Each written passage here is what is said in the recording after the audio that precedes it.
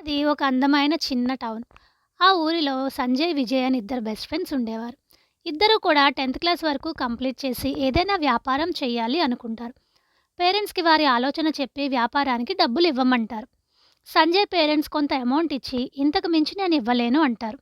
Vijay parents అయితే మేము నీకు సాయం చేయలేము. నువ్వు ఏదైనా పనిలో జాయిన్ అవ్వు అని చెప్తారు. ఈ విషయంపై సంజయ్, విజయ్ నువ్వు ఏమీ బాధపడకు. నువ్వు ఎక్కడా పనికి కూడా జాయిన్ అవ్వకు. మా నాన్నగారు ఇచ్చిన డబ్బుల్ని నేను, నీ తెలివితేటల్ని నువ్వు జోడించి ఇద్దరం కూడా వ్యాపారం మొదలు పెడదాము అని అంటాడు.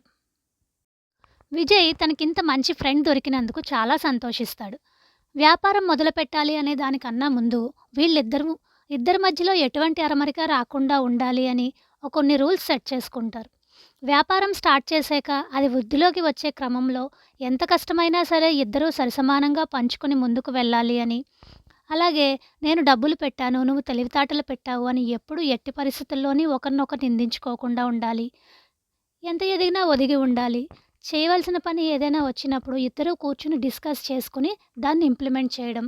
అట్లాగే తప్పుదారిలో డబ్బు సంపాదించడం, ఈజీ మనీ సంపాదించడం లాంటివి చేయకూడదు అని, ఇలా ఇంకా కొన్ని రూల్స్‌ని వాళ్ళు సెట్ చేసుకుంటారు. ఇప్పుడు ఇద్దరూ కూర్చుని వాళ్ళ దగ్గర ఎంత డబ్బు ఉంది, ఏం మొదలు పెట్టగలరు, ఏమేం అవసరం పడతాయి, ఇలా చాలా రకాలుగా ఆలోచించి మొత్తానికి హోటల్ బిజినెస్ పెట్టాలి అనుకుంటారు. హోటల్ పెట్టడానికి వీలుగా ఉండేలాగా ఒక చిన్న ఇల్లు తీసుకొని దాంట్లో కావాల్సినవన్నీ అరేంజ్ చేసి ఒక మంచి రోజు చూసి హోటల్ని మొదలు పెడతారు. బాగానే ఉంది. హోటల్ కూడా స్లోగా బాగానే సాగుతుంది. కానీ అన్ని హోటల్స్‌లో లాగా ఈ హోటల్‌లో కూడా ఇడ్లీ, దోస, పూరి అంతే, పెద్దగా తేడా ఏమీ లేదు అని అనుకుంటారు సంజయ్, విజయ్. వీళ్ళకి ఇంకా కొత్తగా ఏదైనా ఇంట్రడ్యూస్ చేయాలి హోటల్‌లో అనుకుంటారు. అప్పుడు విజయ్ హెల్తీ ఫుడ్ అనే కాన్సెప్ట్‌ని యాడ్ చేద్దామా అంటాడు. హెల్తీ ఫుడ్డా? నాకు తెలిసి ఇది చాలా కష్టం. ఎందుకంటే జనాల్ని హెల్తీ ఫుడ్ వైపుకి తీసుకురావాలి అంటే ముందు వాళ్ళ మైండ్‌సెట్ మార్చాలి. అలా జరిగినా మహా అయితే ఒకరో ఇద్దరో ముందుకు వస్తారు. దీనివల్ల మనకు లాసే వస్తుంది తప్ప పెద్దగా ఏమీ లాభం ఉండదు. వద్దు అంటాడు సంజయ్. విజయ్ మాత్రం ఈ కాన్సెప్ట్‌తోనే మనం బిజినెస్‌ని ఇంప్రూవ్ చేయాలి అని పట్టుబడతాడు. బుర్రకి పదును పెడతాడు. మొత్తానికి తను అనుకున్నట్టుగానే ఖర్చు తక్కువతో ఒక హెల్తీ ఫుడ్‌ని మెనూలోనే యాడ్ చేస్తారు. కానీ దీన్ని ఎవరూ కొనరు. అలా 1, 2 రోజులు చూస్తాడు. ఎవరూ కొనరు.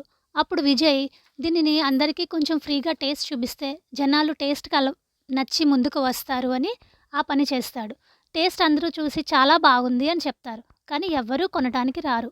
ఎందుకంటే ఇన్ని ఇయర్స్ నుంచి వాళ్ళు ఒకే రకమైన ఫుడ్ బ్రేక్‌ఫాస్ట్‌లో తినడం అలవాటు చేసుకొని ఒకేసారి ఇలాంటి ఫుడ్‌తో రీప్లేస్ చేయాలి అంటే చాలా కష్టం కదా!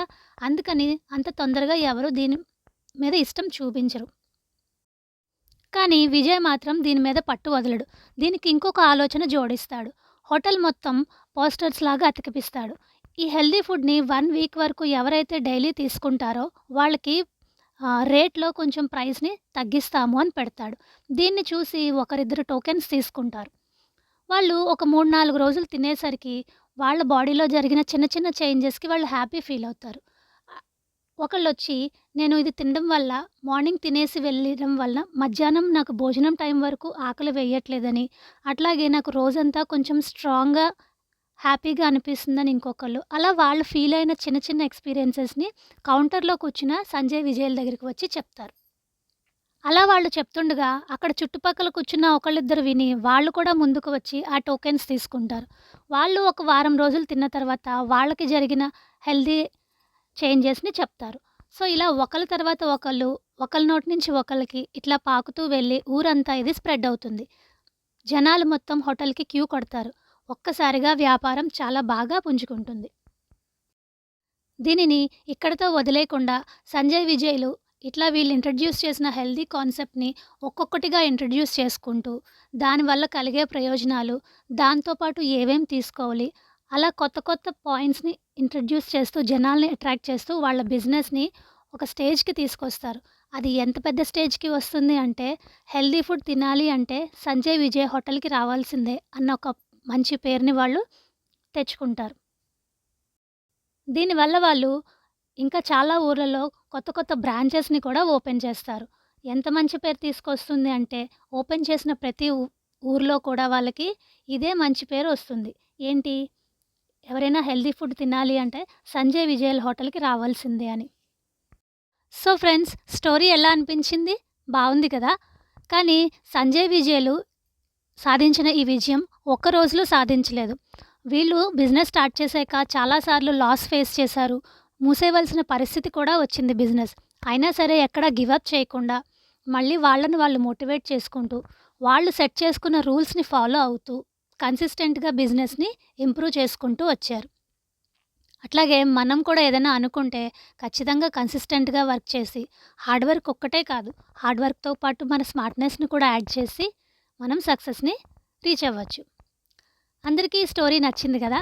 నచ్చితే లైక్ చేయండి, షేర్ చేయండి, అట్లాగే సబ్స్క్రైబ్ చేయండి. Thanks for watching.